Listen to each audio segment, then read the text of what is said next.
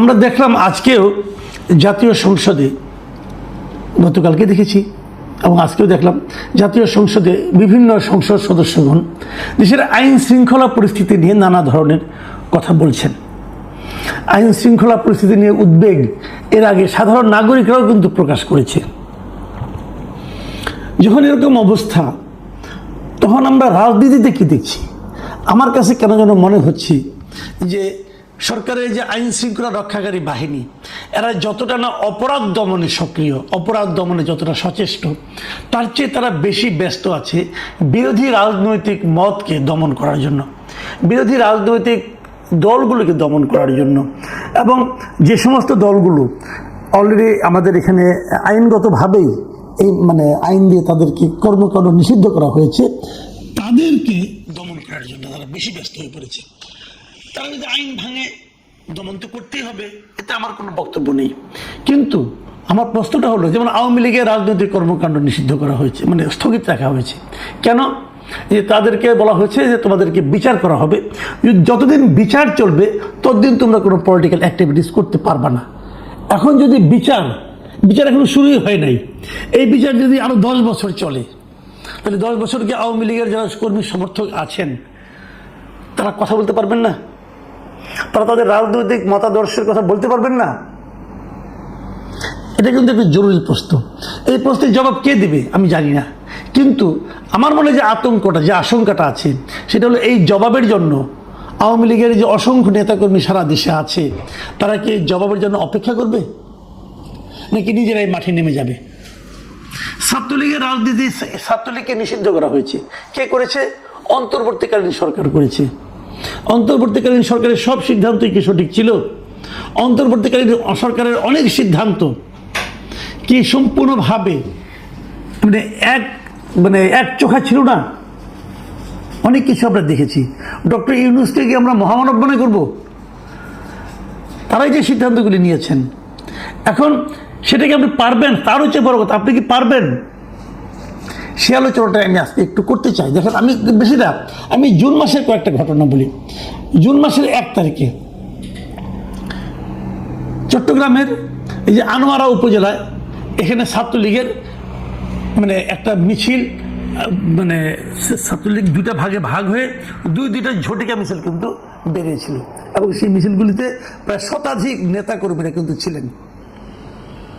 এবং যখন এই মিছিলটা বের হলো, তখন ওই এলাকার মানুষের মধ্যে কি প্রতিক্রিয়া হয়েছিল, ওখানে যারা আছে তাদেরকে জিজ্ঞাসা করার, আমি কিছু বলতে চাই না, আমি কিছু খবর পেয়েছি। 3 তারিখে ঘটনা বলি। 3 তারিখে রাজশাহী মহানগরীতে এরকম 20-30 জন ছাত্রলীগের কর্মী মাস্ক পরে আকস্মিক একটা ঝটিকা মিছিল বের করেছিল, এবং তাদের হাতে যে একটা ব্যানার ছিল, সেই ব্যানারে লেখা ছিল প্রত্যাবর্তন 2.0 লোডিং। তারা শেখ হাসিনা প্রত্যাবর্তনের কথা বলছিল, যে প্রত্যাবর্তন, শেখ হাসিনা ফিরবেন। আগে একবার প্রত্যাবর্তন করেছিলেন জিয়ার আমলে, আর পরে আরেকবার প্রত্যাবর্তন, এই জন্য 2.0। এবং তারা শেখ হাসিনা প্রত্যাবর্তন করবে, সেদিকে লোডিং হচ্ছে, এই ধরনের কথা তারা বলেছিল। এবং একটা ঝটিকা মিছিল ছিল, মুখে মাস্ক পরা ছিল, পুলিশ কাউকে গ্রেপ্তারও করতে পারেনি। 3 তারিখ গেল, কিন্তু একদিন পর ঘটনা কিন্তু ঘটতেছে। 5 তারিখে দেখেন, 5 তারিখে একটা মিছিল হয় নোয়াখালীতে, এবং এটা খুবই সিগনিফিক্যান্ট এই কারণে, নোয়াখালী সদর উপজেলার 99 ইউনিয়নের বাঁধেরহাট বাজারে এই মিছিলটা বের হয়, এবং এই মিছিলে 1000-এরও বেশি নেতাকর্মী ছিল।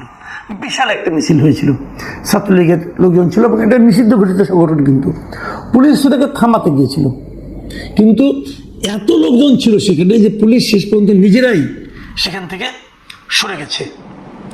তো এখন এইটা কিন্তু পুলিশ চেষ্টা করেও থামাতে পারেনি, এটা কিন্তু মাথায় রাখবেন। এই 5 তারিখে আবার আরও একটা মিছিল হয়েছিল চট্টগ্রামের বারিক বিল্ডিং এলাকার সামনে। মাথায় সাদা কাপড় বেঁধে আওয়ামী লীগ, যুবলীগ ও ছাত্রলীগের কর্মীরা একটা আকস্মিক মিছিল বের করে। পরের দিন গোয়েন্দা পুলিশ এখান থেকে বেশ কয়েকজন, প্রায় 13 জন নেতাকর্মীকে গ্রেপ্তারও করে। এই 5 তারিখে আবার চট্টগ্রামের ফটিকছড়িতে একটি ধর্মীয় প্রতিষ্ঠানের রেস্ট হাউসে ছাত্রলীগের প্রায় শতাধিক নেতাকর্মী গোপনে বৈঠকও করে। এটা নিয়ে বেশ আলোচনায় কিন্তু এর মধ্যে হয়েছে। তবে পুলিশ তাদের বিরুদ্ধে মামলা করছে, কিন্তু পুলিশ যাওয়ার আগে তারা সেখান থেকে পালিয়ে গেছে। সর্বশেষ 7 তারিখে কুমিল্লা সদর দক্ষিণ উপজেলায় চট্টগ্রাম ঢাকা চট্টগ্রাম মহাসড়কে এই নিষিদ্ধ ঘোষিত সংগঠন ছাত্রলীগের একটা ঝটিকা মিছিল হয়। সেখানেও কিন্তু নোয়াখালীর মতো এখানে অবশ্য পুলিশ অতটা নিষ্ক্রিয় ছিল না, তারা ধাওয়া দিয়ে ৪৫ জনকে আটক করে, তারপরে তাদের বিরুদ্ধে অনেকের বিরুদ্ধে মামলা টামলা হয়। আমি এই ঘটনাগুলি বললাম কেন, দেখেন এই প্রত্যেকটা জায়গায় পুলিশকে কিন্তু ব্যস্ত থাকতে হয়েছে এদের মিছিল থামানোর জন্য, এদেরকে গ্রেপ্তারের জন্য, এদের বিরুদ্ধে মামলা করার জন্য। এবং এটা যেটা হচ্ছে, এই যে কেউ জয় বাংলা বললো, কেউ জয় বাংলায় লেখলো, তার বিরুদ্ধে মামলা করতে হবে, তাকে ধরতে হবে, তাকে ধরে শাস্তির আওতায় আনতে হবে, জেলখানায় পড়তে হবে, এইগুলি যদি আপনারা করতে থাকেন, এগুলি নিশ্চয়ই জরুরি, নাহলে আপনারা কী কারণে করছেন। কিন্তু আমার কথাটা হলো, সাধারণ মানুষ কিন্তু অন্যভাবে জিনিসটাকে দেখবে। সাধারণ মানুষ বলবে যে তুমি একটা রাজনৈতিক দলকে কেন দমন করছো, তুমি আমাদের অপরাধীকে ধরো। এই ছাত্রলীগের মিছিল অথবা ওরা একটা মিটিং করতেছিল, এগুলো সাধারণ মানুষের জীবনকে কিন্তু ক্ষতিগ্রস্ত করে না।